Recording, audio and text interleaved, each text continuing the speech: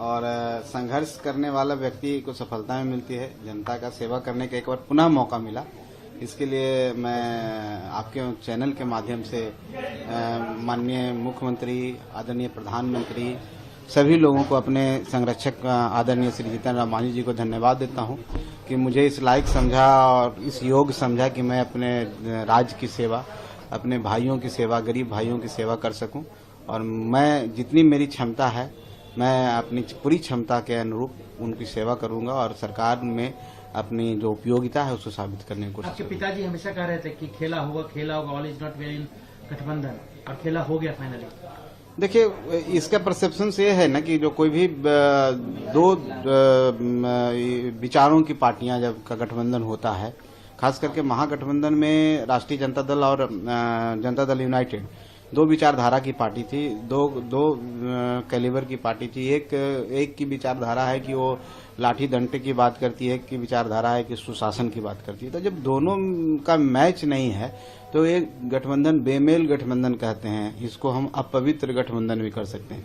तो इस तरह गठबंधन था जहां पर माननीय नीतीश कुमार जी प्रेशराइज होते थे और उनका काम जितनी क्षमता से, जिस दक्षता के साथ वो काम करना चाहते थे और जितनी उनकी क्षमता है वो कर नहीं पाते थे। और इस कारण से है कि उनके अंदर एक अजीब सी कुंठा हो गया और वो अपने आप को एक समझने लगे कि हमको यहाँ से निकलना चाहिए।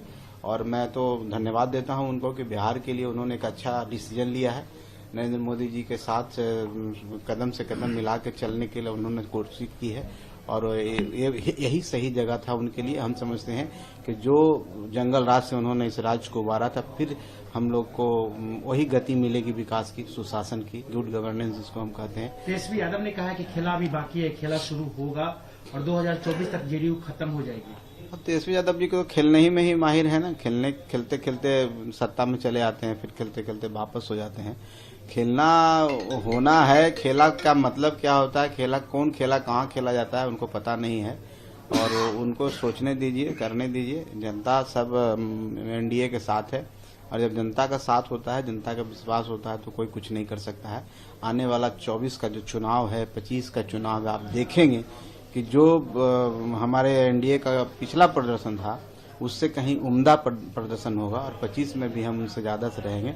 वो सिर्फ सोचते रह जाएंगे और वो किसी दूसरे के बारे में क्या सोचते हैं कि जदयू खत्म हो जाएगा।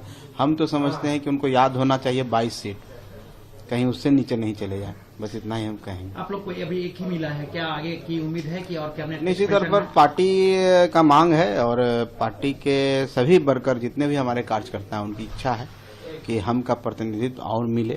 अभी आने वाला समय में 5-7 दिन के अंदर फिर सफल होने वाला है। हम लोग चाहेंगे और हम लोग मांग करेंगे कि हमारे कार्यकर्ताओं का जो मंशा है उसको कि हम लोग पूरी हो। और कितना और चाहिए?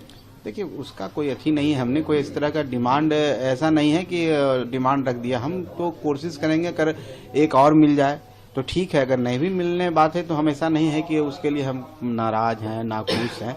लेकिन हर पार्टी की, हर कार्यकर्ता की इच्छा होती है कि ज्यादा से ज्यादा प्रतिनिधित्व कहीं भी उसको मिले, चाहे वो सरकार के किसी भी अंग में हो या मंत्री के रूप में हो, चाहे किसी संवैधानिक पद के जो प्रकोष्ठ होते हैं, चाहे कोई भी आयोग होते हैं, किसी चीज में भी प्रतिनिधित्व मिले तो उसमें पार्टी के कार्यकर्ताओं की इच्छा होती है तो पार्टी भी चाहेगी कि ज्यादा से ज्यादा मिले। हम लोग सब कोशिश करेंगे और हम